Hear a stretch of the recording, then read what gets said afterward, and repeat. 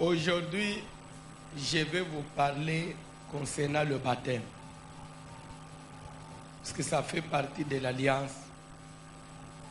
Oyo osengeli kozala na Yesu Kristo. Pesanga matoi.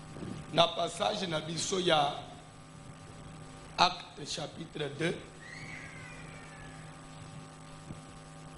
Acte chapitre 19. Allez-je dire. Bible ezoloba que Paul na tango azoleka na Asie ya likolo akutanaki na quelques disciples, akutanaki na bamoko ya bandimi. Il leur dit: avez-vous reçu le Saint-Esprit lorsque vous avez cru? Bandeko, Bible ezoloba que mabele koleka, lole koleka, biloko nyonso koleka, mais liloba na Nzambe ekoleka kate. Elingi koloba ke Paul pe asaleka, ba disciple oyo akutana na bango pe basi basala nini? Baleka, mais lilobo eleka te. Yango eza na bomo itilelo. Alors elingi koloba nini? Omoni mutuno Paul atuni bato. Soki bayamba muli musantu tako mandimeli. Ezali mutuna esengeli pe omituna na pokwa. C'est vrai yo pe ondimela. Est-ce que na kondimela na yo oyamba muli musantu? Et c'est une question ezo mérité ozongise ya nous. Avez-vous reçu le Saint-Esprit lorsque vous avez cru? Parce que ndenga to fanja, biso nyesu tondimela oui ou non? So eza question mituna sikoy na ndimela ya solo.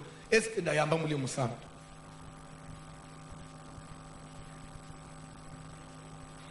Si oui, est-ce qu'on peut démontrer que vous avez Mouli Moussanto?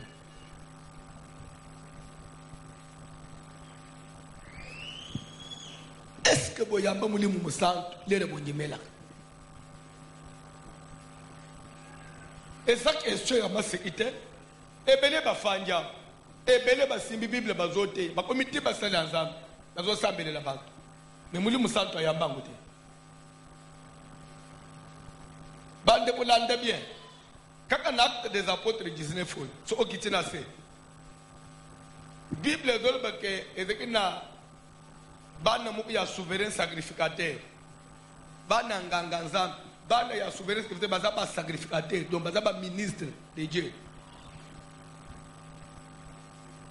Bible ezoloba que bazaki ba exorciste ambulant. Donc bazaki na lingomba fixe te. Bazolandela batu na banda. Ndo omisa batu ba milieu mabe.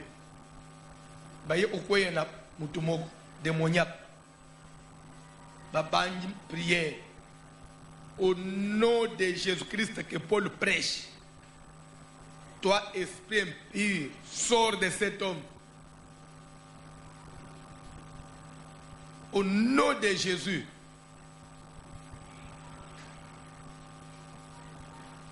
Au nom de Jésus, je t'en conjure, sors de cet homme. Bible dit que l'esprit malin et répondre: je connais Jésus. Ngai démon yebi Jésus. Paul, je sais qui il est. Binusko bozabanan. Bopesanga identité na bi. Bande kwana tukiba tekina muli musantu bayebani na nzambe demo lenga tuna bangu mais bazabanan ba sacrificateur bazale lo ebele na isha sawa asimbi Bible zote mais muli musantu atali tangaza na ngote pe atikale ozwa ngote musupa zana itambala ikolo nyoso na prière mususu azana Bible somba ba version nyoso abema ya munene boy na karne akoma aba verset. Paul otuni ba cette question elle est très fondamentale pour chaque croyant amituna na pourquoi est-ce que moi j'ai le Saint-Esprit? Et ce que zana ngote présence dans l'église ils ont servi nani? Parce que Bible les que jour Jésus a koya akonyata mokili te, akosuka na mapata.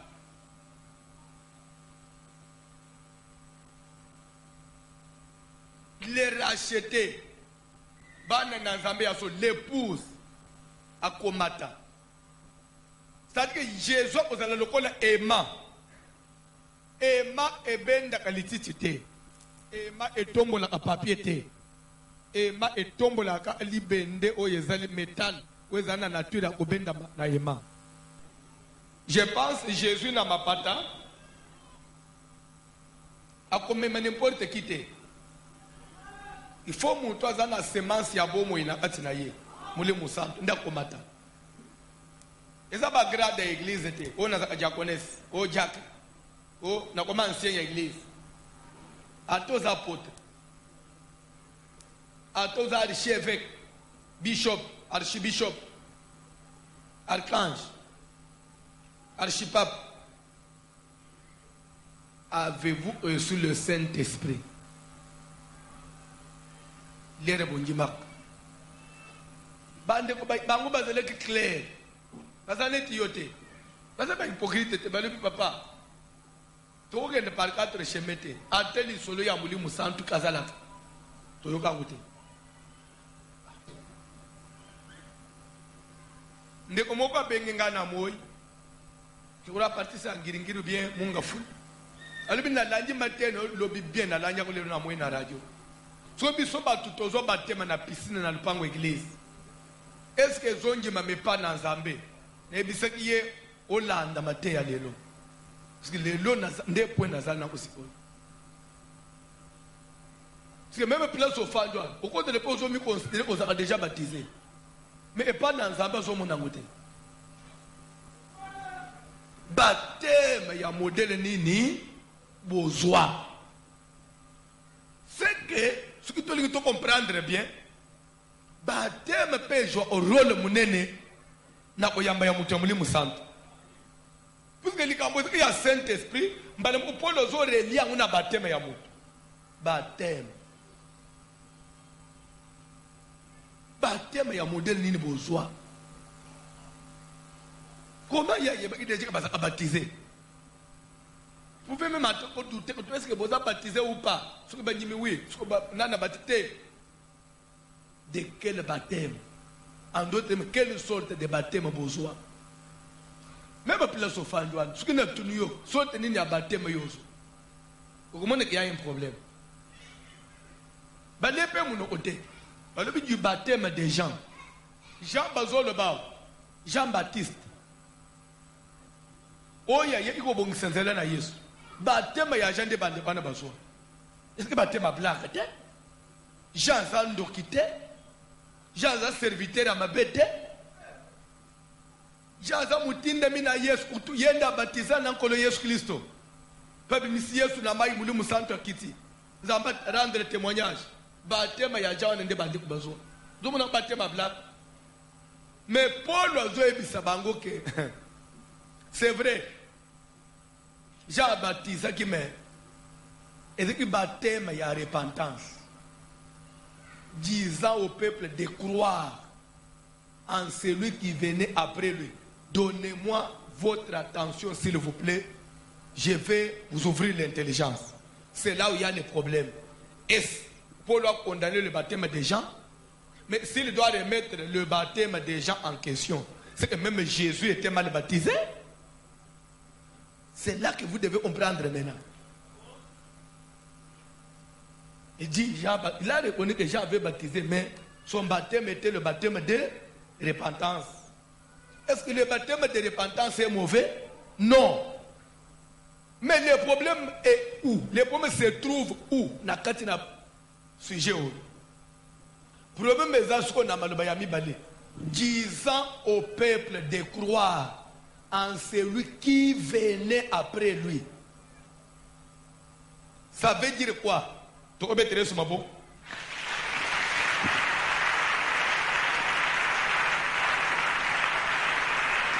C'est-à-dire que Paul a récupéré le baptême de Jean, a situé en gros par rapport au temps. deux places Paul a yeko détruire. Yoka. C'est vrai, Jean a baptisé. Ma baptisé qui n'attend na ye.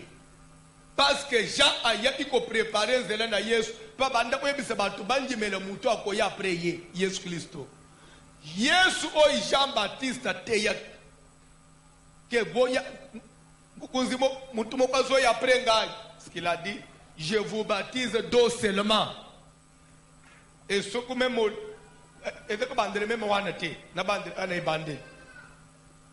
voyant venir à son baptême beaucoup de scribes et de pharisiens, il leur dit: qui vous a appris à fuir la colère à venir? Repentez-vous et produisez les fruits dignes de l'âme. Ne prétendez pas dire en vous-même que nous avons Abraham pour père. Car de ses pieds, Dieu peut susciter des enfants à Abraham. Moi, je vous baptise d'eau seulement. Mais il y a quelqu'un qui vient après moi. Il est plus grand que moi. Lui, il vous baptisera du Saint-Esprit et du feu. Il a son van à la main. Il nettoyera son œuvre. Il va ramasser dans son grenier le blé. Amen. Et l'ivraie sera mis au feu. C'est ça le baptême des gens. Ça se résumé dans Malobawan. Repentez-vous. Je vous baptise d'eau seulement. Mais il y a quelqu'un qui vient après moi. C'est-à-dire Jésus ou Jean-Baptiste Teyak. Jésus ou Jean-Baptiste présente qui n'a pas. Jésus ou Pierre batambula qui n'a yé. Jésus ou tambula qui n'a maï.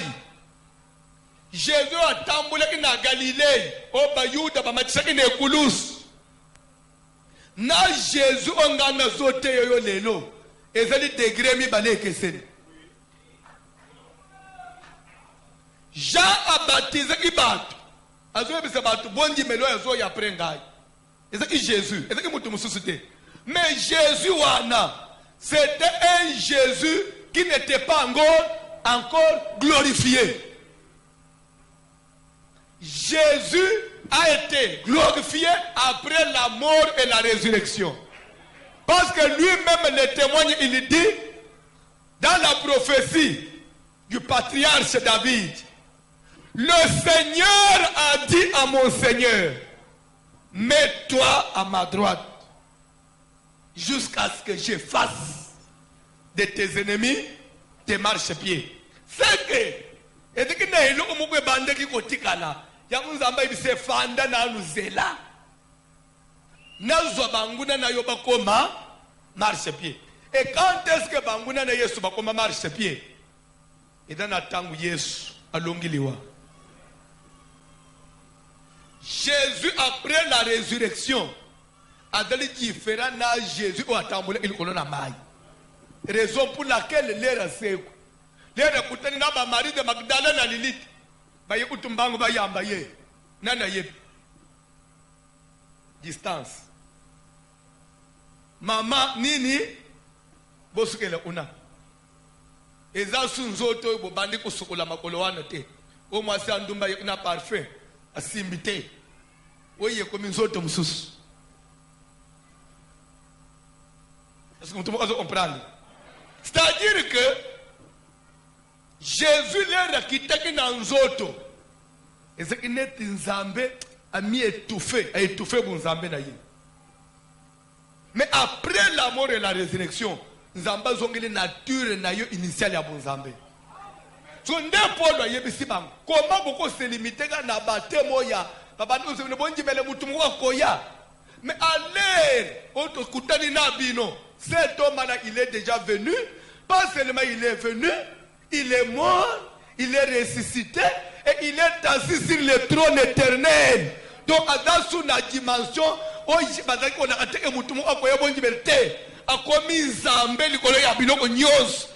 il faut besoin baptême na dimension ya Jésus-Christ glorifié. Au moins place baptême en réalité, le baptême c'est quoi? S'il vous plaît. Le baptême n'est pas le fait de mettre quelqu'un dans l'eau. Non. Le baptême c'est d'abord la compréhension. Il y a Moutozo et nous baptiser. Est-ce que vous comprenez Est-ce que vous comprenez pourquoi il doit se faire baptiser? Ou bien vous avez un baptême pour mon baptême, vous avez un baptême. Vous avez un baptême parce que les vins, tu connais les saintes. N'a pas les saintes, n'a pas baptême. N'a pas ton modèle. Eh, tu as la sainte, il y a les saintes. Oui, tu vas baptiser, tu vas baptiser. Solo, baptême la journée, samedi. Ok, oui, oui, ça va faire un kind. Après, les saintes. So ofanja eza baptême te eza annulé na annulé ngo déjà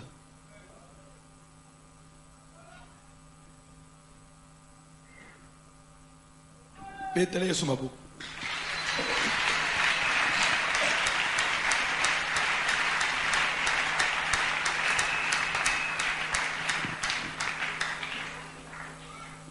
sikoto kende na sens propre ya mot baptisé na qui crée que côté zoouté là même dans latin veut dire immerger, en d'autres termes plonger totalement dans l'eau, c'est ça immerger, plonger totalement dans l'eau. Baptême ne voudrait pas dire qu'on baptisait moutonneau de Jésus, non, baptême d'abord le mot veut dire immergé, plonger totalement dans l'eau. Ne fût-ce que départ, origine yamo, déjà, baptême moussous, où ils ont répondre à la sens propre yamo, ils ont déjà écarté. Bazui matanga mai, osimbi bougie. Bazana mai na kamwa ve bazo tangisolo na mutu tumwa matanga Mama Clémentine Jamuyoy nazo batisa yo na kombo ya tata atangisi kombo ya tata na kombo ya mama wala nini pardon après tata mwana na kombo ya mwana mwana verni to mwana nguba na kombo mwana nini nazo tuna mwana nini na kombo mwana nini yo so batema na kombo mwana na tata wana kusuka tata fumo longo yebi kusuka tata mbikuji oyebi na kombo tata ya mwana pe na kombo mulimu santo eza kombo nini na ko eza kombo mulimu santo batangisilo matanga 3 fois OK na bouger OK ofanda na za baptisé. Est-ce que va plonger totalement dans l'eau? Vous avez le dictionnaire, vous allez consulter baptisé, au moins ce que ça veut dire. Immergé.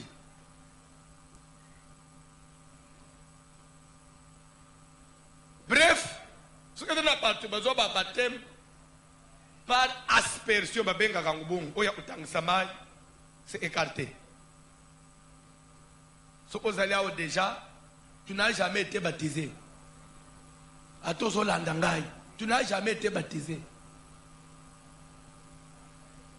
Baptême, il y a aussi un drapeau. Ah, on a des prestations à serment.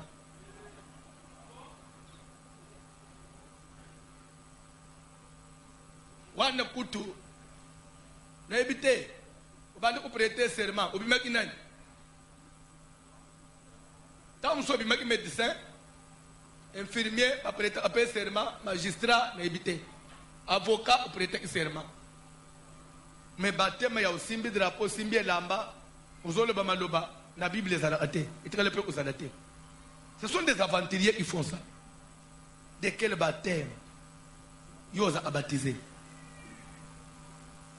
ya koleka na sia makolo abatu wana kutu ya mboka ya ba chef coutumier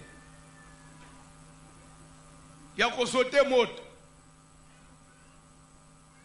Ça c'est la mort. Amen. Alléluia. Alléluia. Est-ce qu'on peut te laisser ma auto avancer?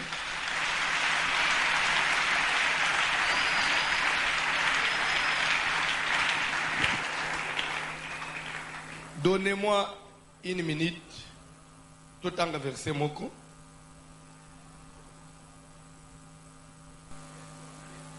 Un Corinthiens, ok, c'est ça le verset. 1 Corinthiens chapitre 10. À partir du premier verset, attendez rapidement.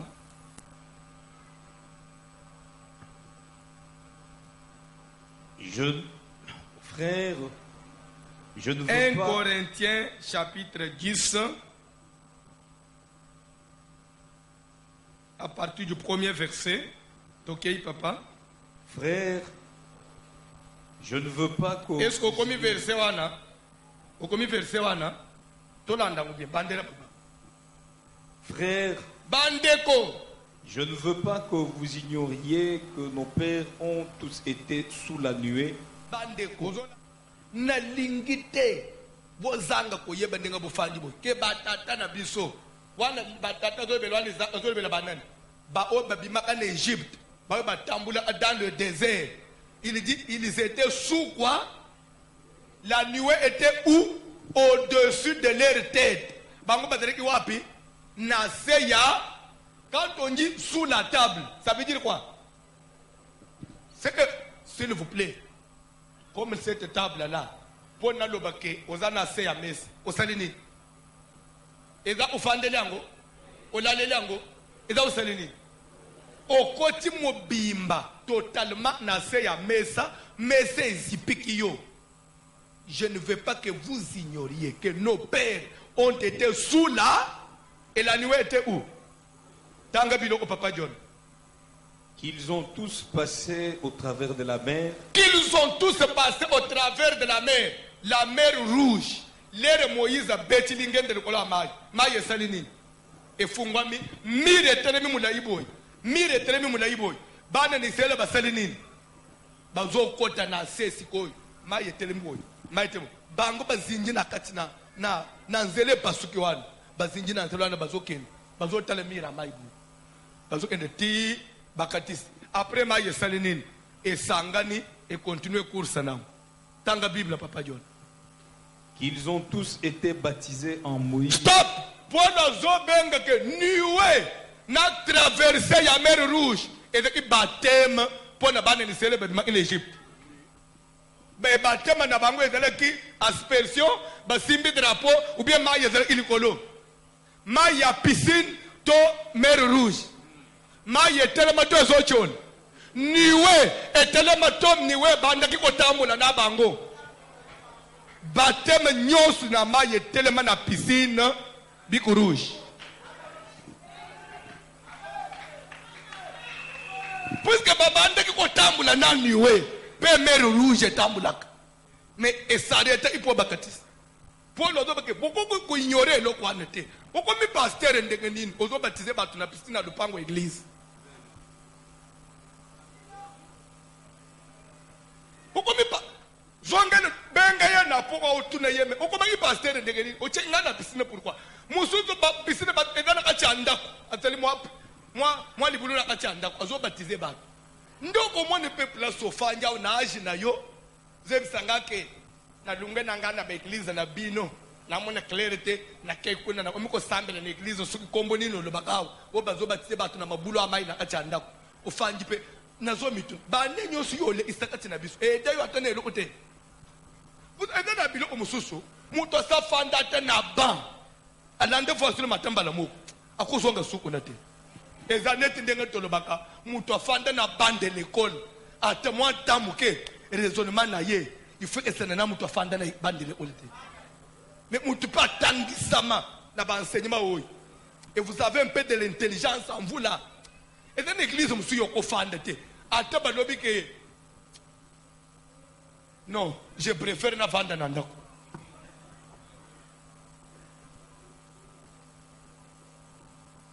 Comme ça, tu peux faire à l'aise. Baptiser abatu na piscine na lupangu libulu mo kata na kwe kuna soki bele baptiser batu bafungule robinet ba check yo batonji semai babanyi obatiser batu.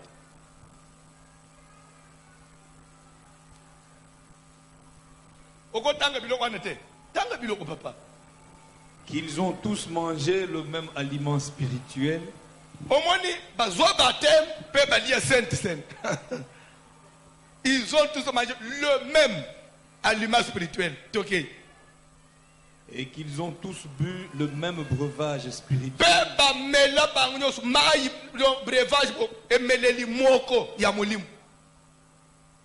Car ils buvaient à un rocher spirituel qui les suivait.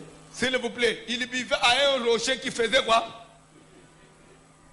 Oui, il fixe. Hein?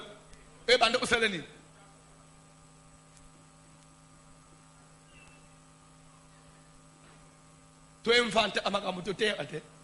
C'est la Bible. La Bible là. Baptême, ça l'essentiel les aka au côté na mai. C'est formalité. Ça c'est au na mai. L'essentiel na kombo na Yesu. Te. Ce sont des choses spirituelles. Dans le monde des esprits, chaque chose, chaque signe, il y a un esprit derrière chaque signe. Dans le monde des esprits, chaque geste, on interprète. C'est pourquoi ce qu'on y habite, on a besoin de n'amboka ou bamisambouissa, bayebite, bayembi, pasteur, besoin de pas geste ya ba franc-maçon, besoin de pas geste ya ba occultiste. Oh, tu interpréter besoin silik, au besoin d'entrer dans geste, mais tu connais entrer dans geste. Oh. Namboka na Congo, bolimbi sangai, pardon, ne me mettez pas dans ce panier là. Moi je suis pasteur tout court. Na Congo, ce que moi tombole mi sabimi bela cheboy, ezanine. Eza signe banane. Ya IDPCT. Oui ou non? So ateyo pasteur olega liboso cheboy, ba olobanine. Eza muto IDPCT, oui ou non? Bon ce qu'on sali aba occultiste tomoni, tokolo bate frère. Il faut intimider biso. Osalaki ango osadi ango zoangana.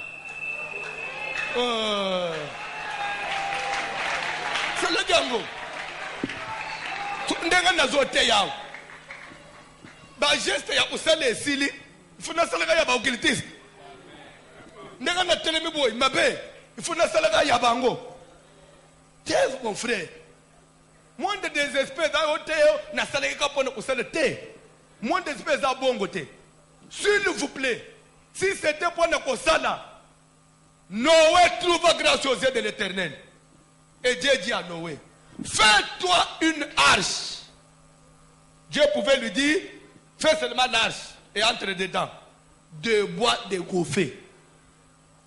C'est-à-dire qu'au cause de Kambana te, au cause de bois rouge te, au cause de bois noir te, alors au consala on a bois de gouffé. Arche de l'alliance. Arche de l'alliance. Basaraka on a bois de gofete. Basaraka on a bois d'acacia. On peut utiliser bois pour prendre arche de l'alliance, bois d'acacia. Pour arche de Noé, bois de gofé. Et l'eau on est la nature et à bois. On peut bien s'embêter que bon au lieu ya d'acacia, na zuka c'est de gofé na sana pour basaraka Noé basaraka les gars, on s'appelle peut-être. Pas un Noé. Prends soin de reproduire selon les modèles qui t'a été montré à la montagne. Et voici comment tu la feras. Comment tu vas faire. C'est-à-dire que réussite ya Noé, la grandeur ya Noé, ce n'était pas parce qu'il avait fait l'arche. Non. Les secrets, la force, la victoire était dans le modèle. Mais secret muku no wadana una katiwana boya saneli boyebite modèle zamba so pese okomona tie o okosala fenêtre muku na gauche un peu au dessus là okosala na forme triangulaire yo kanisaka azozalaka dessin pamba azomesire nani ndenge nzambe apeseli ye modele lero bino bokokopie okoyeba bamesire ndenge achete lero kosala yayo mvula eye ezindi. Je vais vous dire une chose. Vous comment voici le masali eloko yo po sali eloko eko zinda po yebi modele te babima na kalembelembe boni basala ba groupe d'intercession eko tele manaji bébé JBB groupe d'intercession Bukabikeko Sakana na mutaza na Dallas azo sambele na babuki bikeko yosko ocheli bai modèle ozana modèle o mateke na montagne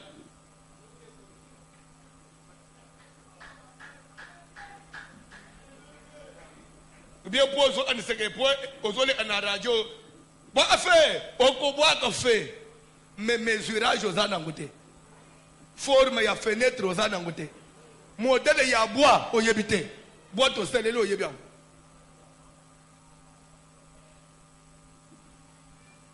ate dédicace na jambe ba dédicace d'autres na modèle bonne na mboko siko na ba dédicace comme côté bazo belu saka ba kombo mais soko na ndeli dédicace mais finalité siko lero kitina triomphal likolo ekauka ite parce que ça est loko batu bazu na modèle ndenge moko na église le tout n'est pas ya kosambela mais sambela na modèle ya nzambe nde modèle oye kochola likolo oye eko pepe likolo amai c'est ça le vrai lingala oye eko flotter c'est le modèle qui va flotter sur les eaux parce que il y avait que l'arche de Noé il avait flotté sur les eaux le reste ya ba arche ezindak parce que c'est un secret ya nzambe te konjima na yo ezala etonga maselo le modèle de Dieu car Jésus revient. Kolanda osambele po basa ebelete bandeko kota le belete problème te toko tondi samukili mobim nombre ezanzambe te to se base à l'école nombre te parce qu'il est aussi écrit entrez par la porte étroite entrez par la petite porte car large est la porte qui mène vers la ruine mais étroite est la porte resserrée qui mène vers la vie éternelle. Le baptême. Vous avez baptême à modèle. Papa, aussi, c'est pas ça, Django. Et qu'ils ont tous bu le même breuvage spirituel, car ils buvaient à un rocher spirituel qui les suivait, et ce rocher était Christ. Mais la plupart d'entre eux ne furent point agréables à Dieu. Malgré baptême à Moïse, balieli pawana, bamele breuvage wana, mais bangonyo so bakotaka na kanate. Qu'est-ce que vous croyez? Qu'on soit baptême, on va dans l'église, ne ko otalo là. Papa, katawan. Bozola ndamateya. Deuxième élément, pour ce qui concerne baptême, vous avez compris que un vrai baptême, ça doit être quel baptême? Par aspersion, par serment, sauter le feu, passer sous les jambes de l'apôtre ou du bishop. Mais c'est quel baptême? Par immersion. Dans une rivière qui coule. Donc, il faut expliquer le pourquoi une rivière qui coule. La Bible va parler. Et le baptême doit être fait au nom de qui? Et le baptême doit être, on doit baptiser, on doit te faire plonger combien de fois? Tout dans la Bible. Marc, tu es dans Marc.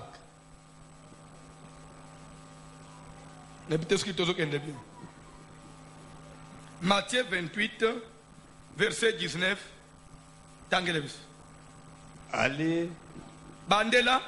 Matthieu 28, verset tozotanga na Bible po tokosa te soko le azotelemela batema ya au nom du Père.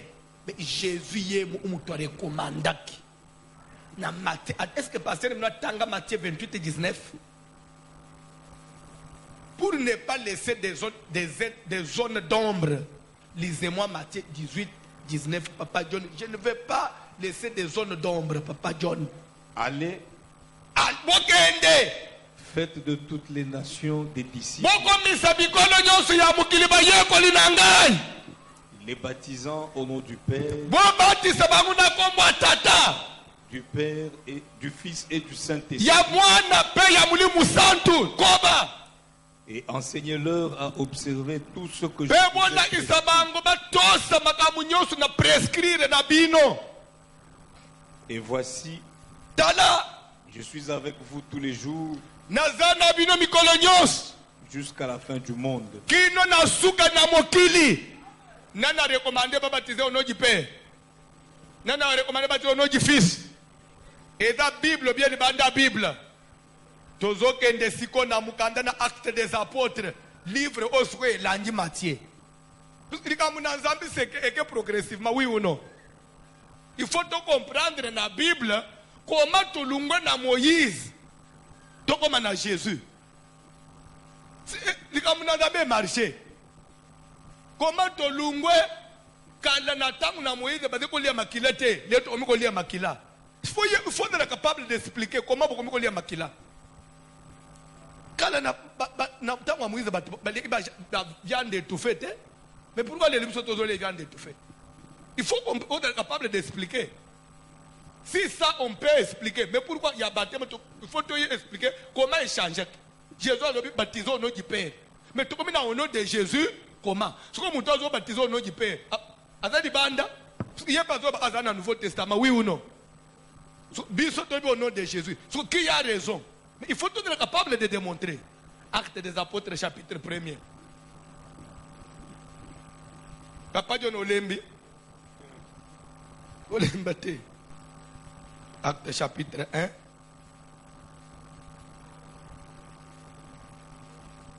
Vous autres, Langai.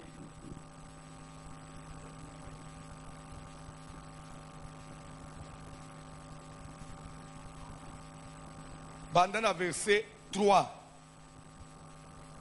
Bandana verset 2. Jusqu'au jour où il fut enlevé au ciel. Ozolanda makambo bazobeta lisolo bazobeta Isaiah mukolo Yesu asala kinini amateki na lolo. Oui ou non? Makambo ya lobaki avant matana lolo. Na oya lobi jour amatina lolo. Qu'est-ce qui est récent? Ni nezasika nazoba makambo Yesu asala ile razo tambula le rase kwa na mukolo zo matana lolo depuis amata zonga. OK, makambo asala ile rase kwa na jour amati wapi za récent. Je crois ça ya jour amata parce que ndesu aya makambo tangile su makambo Yesu aloba jour azo mata tanga Bible. Jusqu'au jour où il fut enlevé au ciel. Na kino na mukolo ya kende kina lolo. Après avoir donné ses ordres, des ordres, Jésus a laissé des ordres dans le Papa John. Par le Saint-Esprit, il a laissé des ordres aux apôtres qu'il avait choisis. Et ces ordres-là, il n'a pas laissé à toi, ni à ton pasteur, ni à ton curé ou apôtre, mais il a laissé aux apôtres qu'il avait choisis. Il leur a dit quoi? Après qu'il eut souffert, il leur apparut vivant et leur en donna plusieurs preuves, se montrant à eux pendant 40 jours.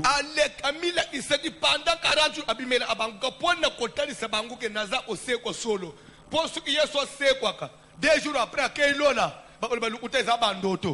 atikaleki 40 jours. Ochetem ovandio mo onandako na mwasi na yo mone amuto bi na me que la paix soit avec toi. Eh, c'est Jésus. Moi na maya ke. Yo muto atembo bi mbangu ngeni oloba. Na moni paye.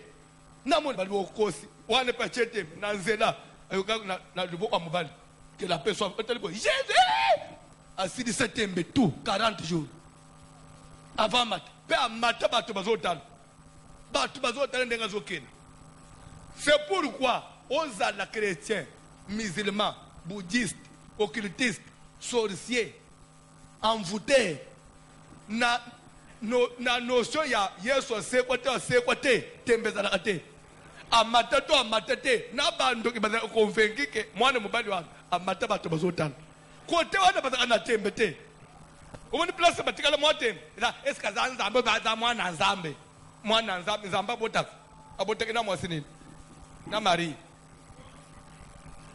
moni ba raisonnement humain osana ngwana Marie mwasi nzambe lele babimi na nzambe nda banji abotize mwana mobali bébé ya nzambe tanga Bible.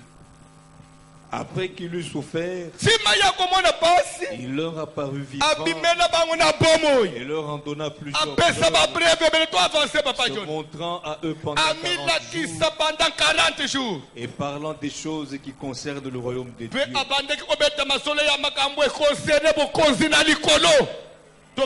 Comme il se trouvait avec eux, il leur recommanda de ne pas s'éloigner de Jérusalem,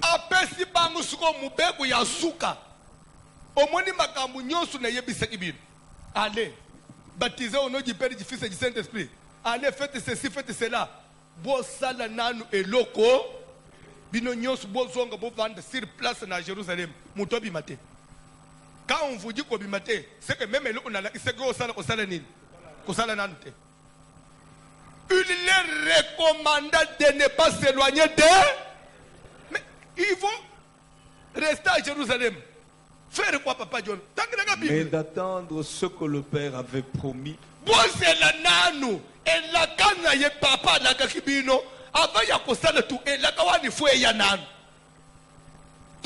que je vous ai annoncé, leur dit-il, car Jean a baptisé d'eau, mais vous, dans peu de jours, vous serez baptisés du Saint-Esprit. Alors les apôtres réunis lui demandèrent, Seigneur, est-ce en ce temps que tu rétabliras le royaume d'Israël? Il leur répondit, ce n'est pas à vous de connaître les temps ou les moments que le Père a fixés de sa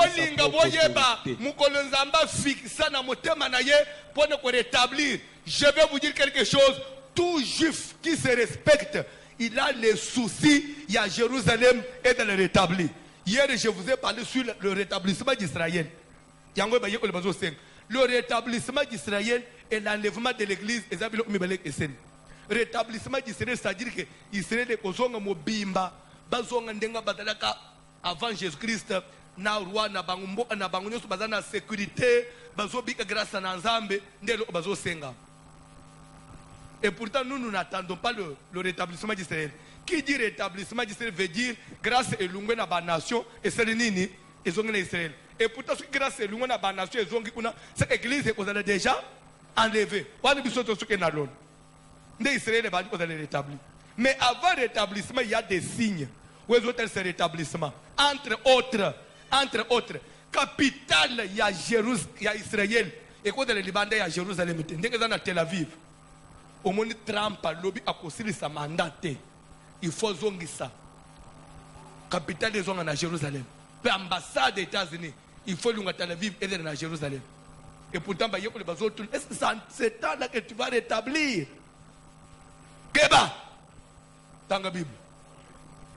Mais vous recevrez une puissance, le Saint-Esprit survenant sur vous,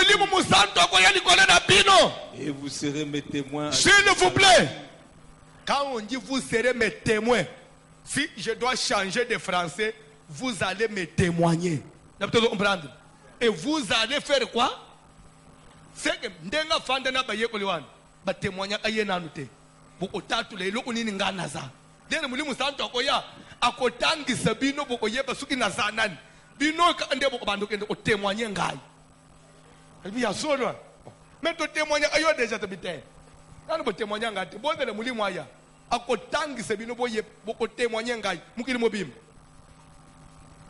suki to lungwe wana jour suko mulimu musanto aye na acte chapitre 2 lera kitika kukita ya liboso asimbi ba Pierre bato bazaleke reni wana batuni bato bazaya olango Pierre atelemi alobi homme frère bato bazaya olango ndenga bozo anisate nde accomplissement ya ilaka na nzambe yango walo bakike dans le dernier temps je répandrai mon esprit nde elaka wana ekokisa miao sikoyo ndenga botelemi wana repentez-vous et que chacun de vous soit baptisé au lieu que Pierre azonga loba au nom du Père ndenge Yesu tikeleki bango maloba alobi au nom du Seigneur Jésus témoignage ya liboso ebandi Pierre a changé maloba alungo suko na maloba ya tu es le Christ le fils du Dieu vivant abandi ko témoigner c'est lui qui l'avait appelé le Christ le fils de Dieu abandi ko benga ye Seigneur akomi nkolo mulimu santo ayi kutangisa yeke Pierre na uti na lola suko ya ukutu tokabone na tiki ba 24 veillard obideri mulimu santo ayisi azolumba nani parfait alol bazotune boni kuna bite na tiki inzamba zosola ba 24 veillard ndi atindi ngai po ndenga bo bande ozela ngai ba Pierre batuni boni Jésus oya lunga kya Jésus opo ina ya ko boni psiko papa na bango mulimu santo nini papa na bango wapi Pierre na lol papa na bango azala ate muto opo ina yao yende Seigneur yende nkolo Pierre da mulimu santo makamuni no dia na ngwani mais siko Pierre ngai na uti kuna sikoyo nazo yebisa ozo changa tembe so okutuna ngande na yena information bazere ozela ngaiti obi malibanda Jerusalem tetingana koya nde na yeli témoignage muto azalaki awo yende nzambe yende mukeli yende nkolo makambu nyonso ya mukili oyo bosalaka na kombo na ye ndemba na moko Pierre akamachi maloba ya onoji pera sali nini abwaki pembeni en quelque sorte dans notre violation ya makambo nzambe Pierre uloba onoji Seigneur Jésus mais ye moko alobe ko onoji père mulimu sante uteze banga père azala ate mwana azala ate même ngai mulimu bisonyo tozora anda ka témoignage ya mutu wana dès lors basali révision constitutionnelle. L'ancienne constitution a été révisée depuis jour Moulimu Santo Kitak. Tu ne peux plus nous ramener dans l'article Yakan. Parce que les articles ont été abrogés. Ce qu'on dit pasteur et Nebino Zote au nom du Père, c'est que à combien nous na niveau Moulimu Santo te. Il y a ça avant Moulimu Santo a na mukil. So église wane ekoza la sauver te po badana nous na niveau mulimu santu te badana nous na batema ya Jean Jésus qui n'est pas glorifié. Je vais vous donner quelques versets, on lit seulement toi aussi c'est ton prier. Tangalanga Luc 24 47 rapidement vous allez tanga aba verset tout soit avancé. Luc 24 47 papa John mbango vraiment. Luc 24, 47 et que la repentance et le pardon des péchés seraient prêchés en son nom à toutes les nations. La repentance, s'il vous plaît, la repentance, le pardon des péchés sur toute la terre doit être prêché au nom de qui? En son nom. Tanga biloko papa. À commencer par Jérusalem. Vous êtes témoins de ces choses. Et voici, j'enverrai sur vous ce que mon Père a promis.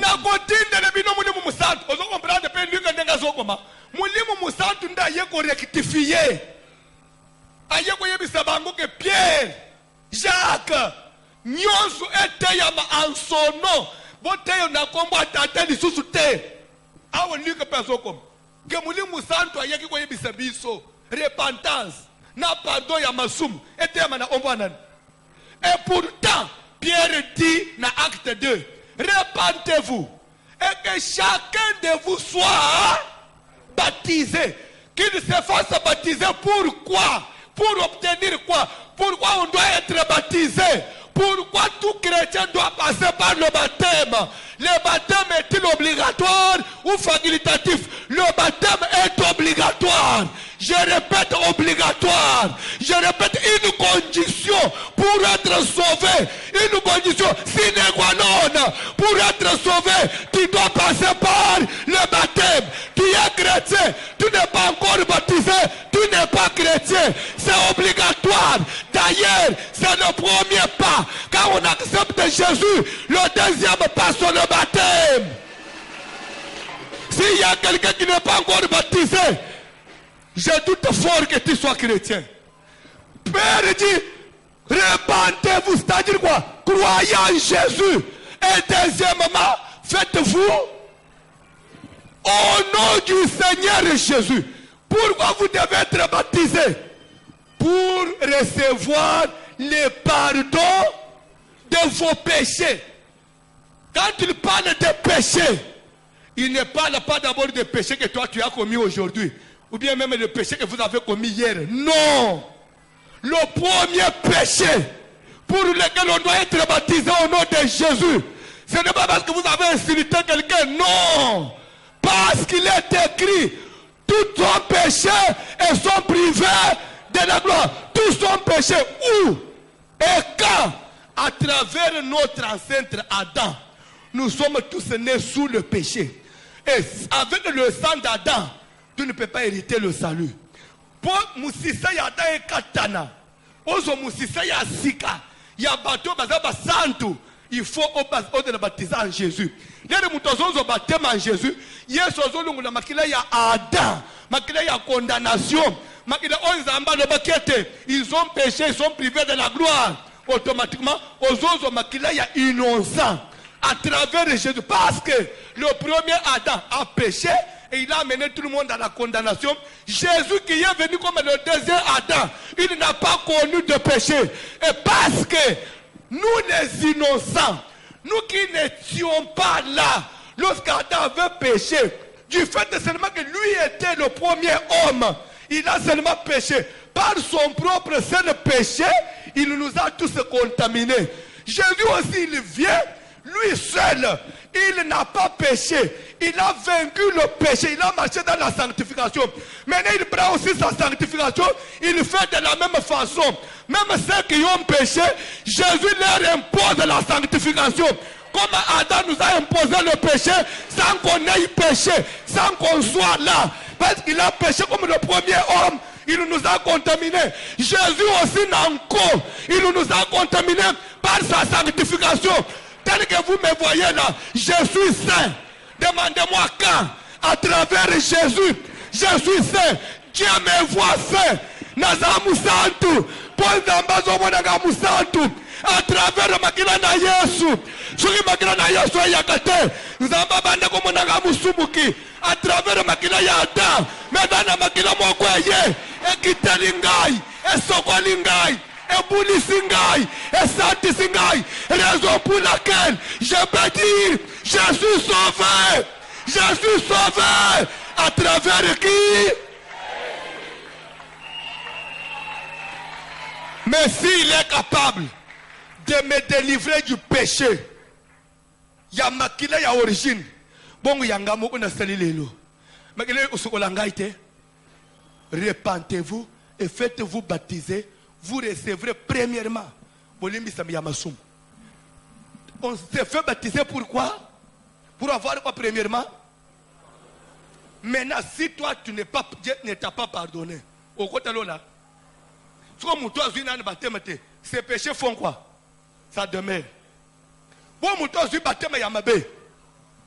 dedans, je vous ajoute, le pardon des péchés pour l'obtenir. Luc a dit quoi? Et qu'on a prêché au nom de qui? Maintenant, si j'ai pris le baptême au nom du Père, du Fils et du Saint-Esprit, en cela, il y a le pardon des péchés. Si tu as besoin d'Ambalim Bisayo, n'a pas quoi?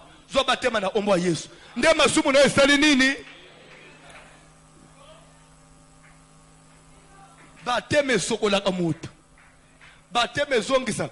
Et aussi, pour aller maintenant dans le sens maintenant, rester le sens le plus profond du mot. Qui dit baptiser, dit quoi? Quand on dit plonger totalement, maintenant on baptise quelqu'un au nom de Jésus. Si on doit aller dans le sens de plonger totalement, c'est qu'on prend quelqu'un, on le plonge totalement en Jésus. Maintenant, quand vous entrez totalement, vous êtes plongé totalement en Jésus. Vous faites quoi? Vous disparaissez, qui commence maintenant à se faire paraître. Donc, baptisé en Jésus, c'est que quand tu as Jésus, bomba mi bazindi, limwe. Ce que Jésus, ce qu'on a commis comme on a la place, yo monana. Ce que bazio bazindi, si on a maille, on limwe totalement. Yo zo monana, bien maille ndeko bande omonana. Mais ce qu'on a au tissu, on a Jésus to zindi, si yo totalement. Nana omonana. Bitumba na yo, ome bitumba nani.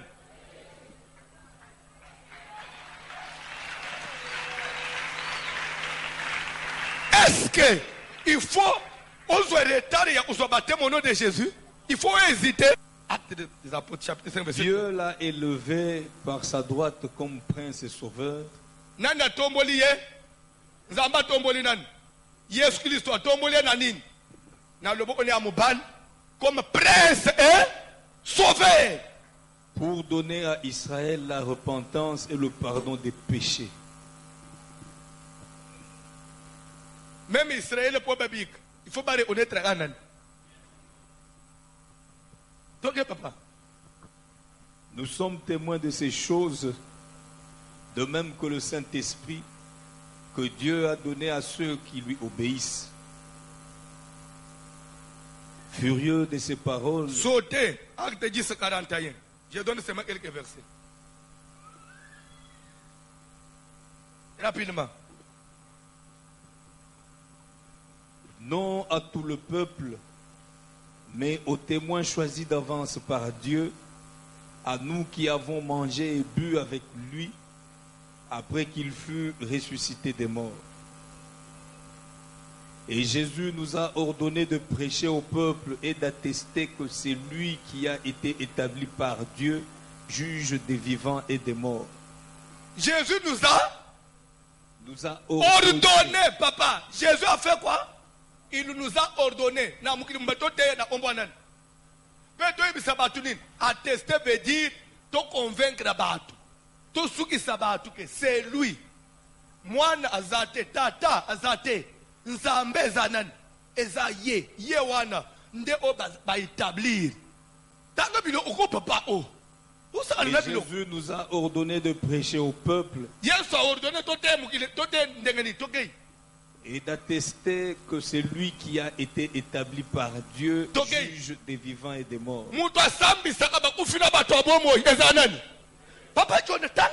Tous les prophètes rendent de lui le témoignage que quiconque croit en lui reçoit par son nom le pardon des péchés. Naba prophète dans l'Ancien Testament, na ya nouveau bazod lopa. Bible maison lopa. Oh ya kondimela kaka na kombo na ye. Nde masumu ne ko sala nini? On dit le message à prophète. On dit le message à prophète. Quels sont les prophètes qui ont attesté que ce qu'on dit le message à prophète était Bible les autres témoignage ya mutu pour être valable. Il faut au moins elle qu'on a 3 témoins. Il y a Jésus, il y a moi à témoigner. Il y a Jésus, Saint-Esprit à témoigner. Il y a Jésus, nous avons le Père comme tu veux là à témoigner. Azobi manamai, l'olengangi, c'est lui. Yemo Pierre, Philippe, c'est lui qui m'a vu, a vu le Père. Le Père Saint-Esprit, il y a l'obinin. Il y a combien de témoins là-bas? 4e témoin, tous les prophètes, balubike zanan. Ce qu'il y a un prophète, il y a bino. Témoin, combien de témoignages? Prophète Oyabino, ba témoigner na batubon. Oh non, ba témoigner pour projecteur mo beterie na moto. Mais bilo wana to mona na ba film nigérien na ba caméra ba sala kango.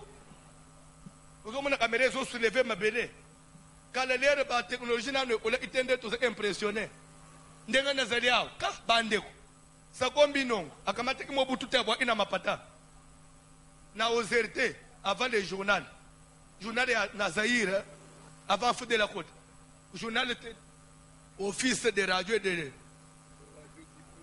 OZRT, office zaïroise de radio et de télévision. Avant journal de ban, ce qui passe à la zaïroise, mon bout de zobi mawab. Akoma Izambe, et d'ailleurs Yanine. Parce que les bilans sont sacan. Vous me dites que moi ne vais pas te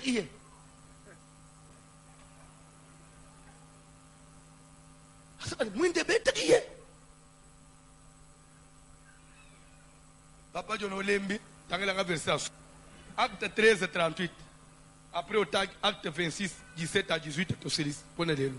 Boko ma verset o. So ngende utuna bato. Bible mmezolo ba po mutozo bolimbisa ya masumu. Eza akombwa nani? Po meme nzamba yamba ukombwa nani? So nazo batema na ombwa et pourtant batema tina na ngweze masumu esala nini? Elimbisa. Et pourtant po masumu elimbisa. Il faut ombwa nani? So batema photo zo na ombwa nani? Parce que tina ya batema ezali masumu na ngesala nini? Mais Bible est donc pour ne boulimbisa ya masumu. Mukili mabalo bele ombwa nani? So yoke uzokomba tata na mwana. Masumu na we wu ekoumela. Tanga Bible 13. Sachez donc, hommes frères, 13 38. Voyez baba ndeko que c'est par lui que le pardon des péchés vous est annoncé et que quiconque croit est justifié par lui de toutes les choses dont vous ne pouviez être justifié par la loi de Moïse. Bandela, quiconque croit. Et quiconque croit est justifié par lui. Telema, oya zongi melakaka Yesu. Azwi batema na ombo na Yesu. Bazolimbisa ye na makambo même akokaki olimbisa mate.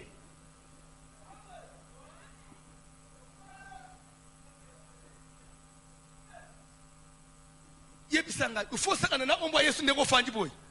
Oh, na mwana onjela za mwana. So papa lesko bozolo bawana. Mais die mo ole ba ke père pourquoi Mathieu abana. Muti abana ko belela papa na bango papa. Ne kulusile il passe beneli papa na bango. Pour papa na bango usale nini? Ako sekurire ye. Umunika mwana kome illimité belela isko nani? Papa. Ozozo makambo onjile fiston na papa ba fiston. So bakandu fiston na la police azo belela papa. Ka mukili. Tanga Bible. Jésus azanzambe. Ngimela ye. Nde okobika. Nde masumu na yo osala nini? Nde okolonga bitumba ya famille na yo. Il faut reconnaître le mukeli ya biloko nyonso. Nik et le nom. Et pesama na mukili mobim. Et kombo ya prophète te, kombo ya mfumu alongo te, kombo ya mutumo auta mbushimai te, mutumo auta ba Kongo te, mbandaka te bandundu te, ijofa te, autaka tanga te, mais eza kombo kaka ya mwana mubali oyo akufaka sala imigolo misatu na lilita wana oya sekwa Yesu Kristo wa Nazareti nde ye mususu te. Oh nzambe ya batu mwindi so komoni mutu ayelo message ya nzamba batu mwindi ba ele so ina miso. D'ailleurs c'est une façon de nous diminuer encore. C'est un complexe. C'est un complexe.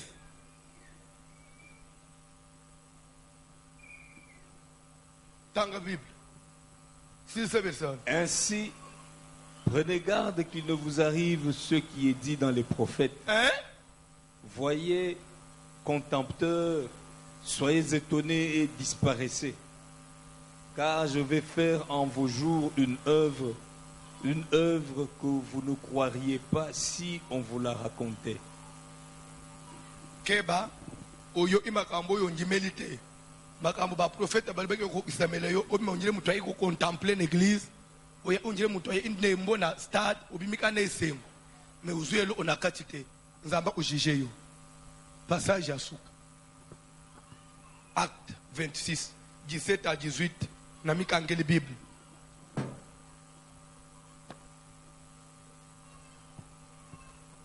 Je t'ai choisi du milieu de ce peuple et du milieu des païens. Paul Moutazo Peseditato na lera kweyaka si les chemins de Damas lera telemi ndenga yo akivoa ezolo belaye Voyez que Paul, j'étais choisi du milieu de ce peuple Tokei. Et du milieu des païens vers qui je t'envoie, afin que tu leur ouvres les yeux pour qu'ils passent des ténèbres à la lumière et de la puissance de Satan à Dieu,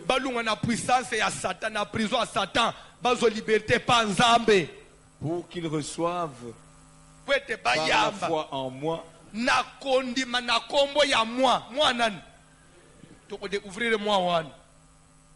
le pardon des péchés et l'héritage avec les sanctifiés.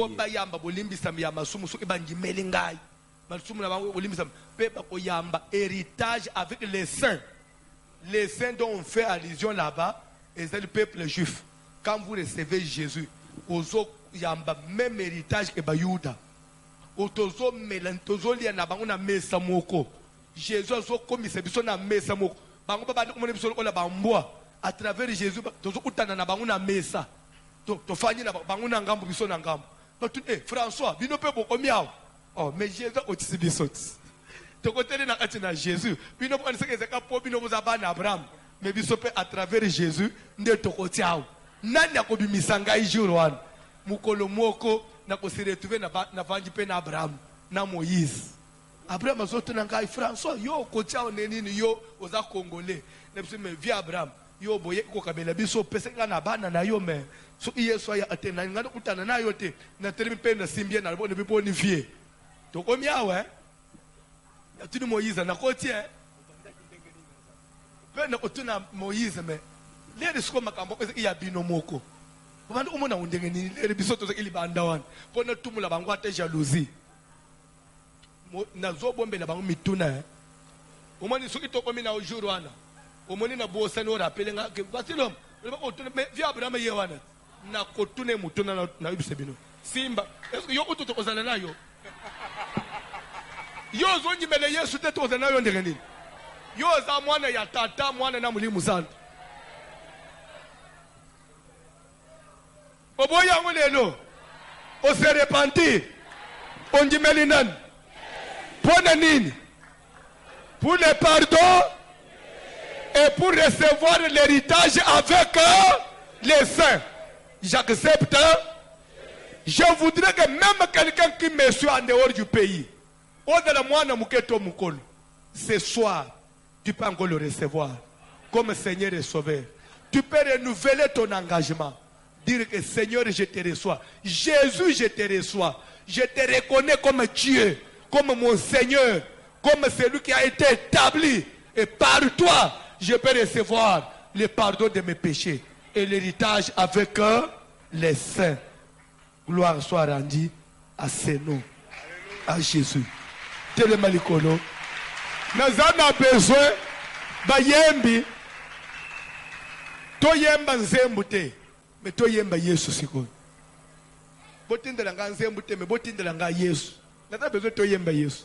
Le yembo mo ezo tanga Yesu. Toyemba Yesu parce que ce qui est apone yete papa. Ndega na telemia yo nga oyeba ngaite. Mbeli famille nanga baboma nga kala bakondana anga na makambo ebele. Ndenga mwana mubali wana impoza nga na nko. Yesu,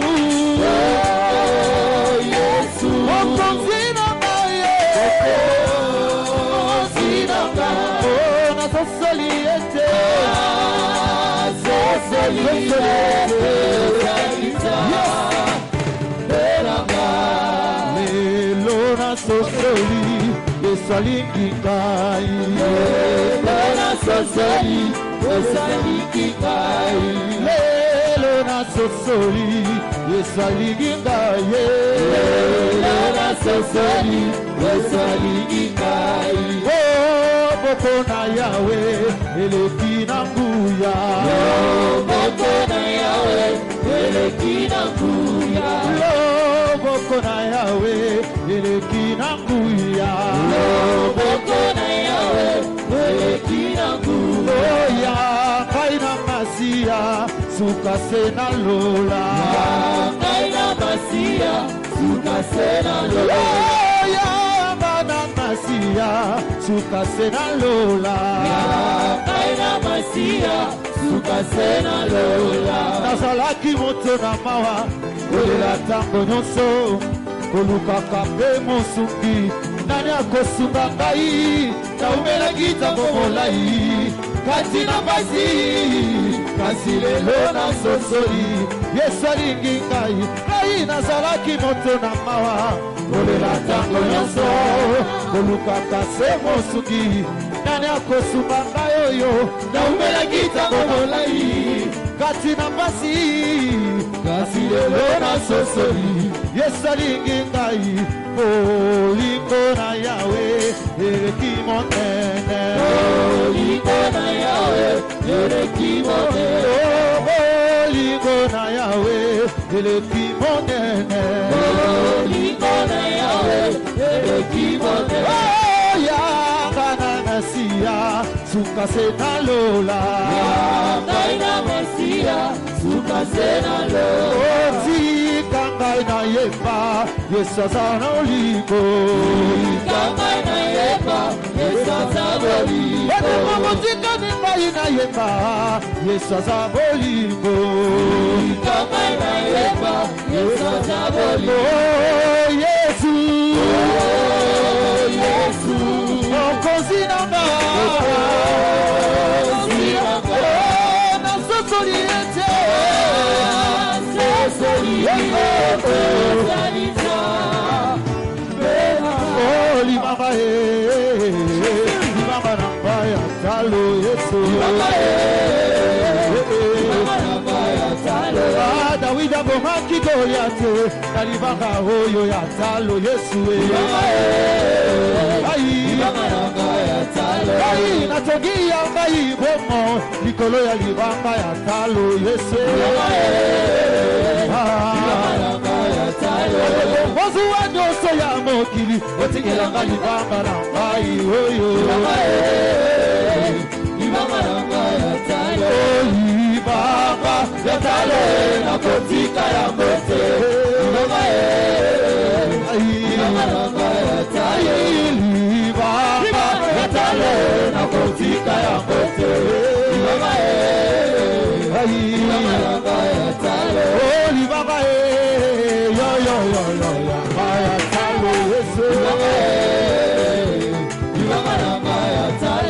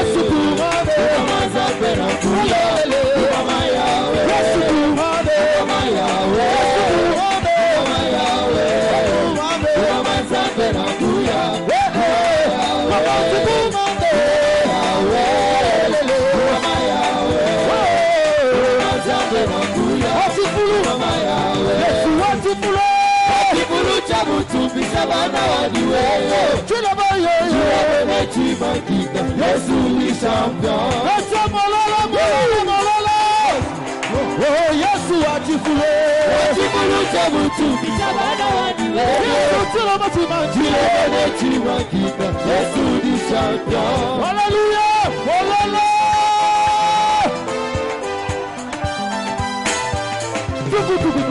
Oh, maweza wewe, Maisha wachama Yesu vikubija kujividira muda Yesu ni champion. La place à 100, foutez-les 300. Trop Satan, aïe, au foutarité. Mais il suffit de rappeler que c'est vrai, on mais papa on a foutu na combo na ngai. Yo, on a droit pour réclamer ngai suscité. Pour qu'on a payé. Il y a quelqu'un qui a payé. D'ailleurs, il a payé plus. Après, si on a réussi à foutre yango, na combo na ngai na kati. Le sang de Jésus. C'est un témoignage. Raison pour laquelle la Bible déclare: nous l'avons vaincu à cause du sang de l'agneau et aussi par la parole de notre témoignage. Il suffit que tu témoignes, que tu dises que Jésus a payé, je suis sauvé, je suis guéri, je suis délivré, Jésus m'a libéré. Alléluia. Yebisa cancer et bande qui otungisa yo. Yebisa esprit de mort. Yebisa maladie kanga yo na nzoto. Yebisa maladie wana. Tala likolo ulusukuna. Tala papa moko ndenga zo kota likonga na nzoto. Ndenga zo yo apasi ya banzube. Et Bible les ont déclaré par ces meurtrissures. On n'a pas dit vous serez guéris. Vous êtes, c'est le présent. Dans les choses de Dieu, nous vivons le présent. C'est maintenant. Ce n'est pas le futur, c'est maintenant. Tu es guéri maintenant. Tu es guéri aujourd'hui. Tu es guéri déjà aujourd'hui. Tu es béni aujourd'hui. Tu es sauvé, c'est maintenant. C'est maintenant. Il vous a pardonné, c'est maintenant même.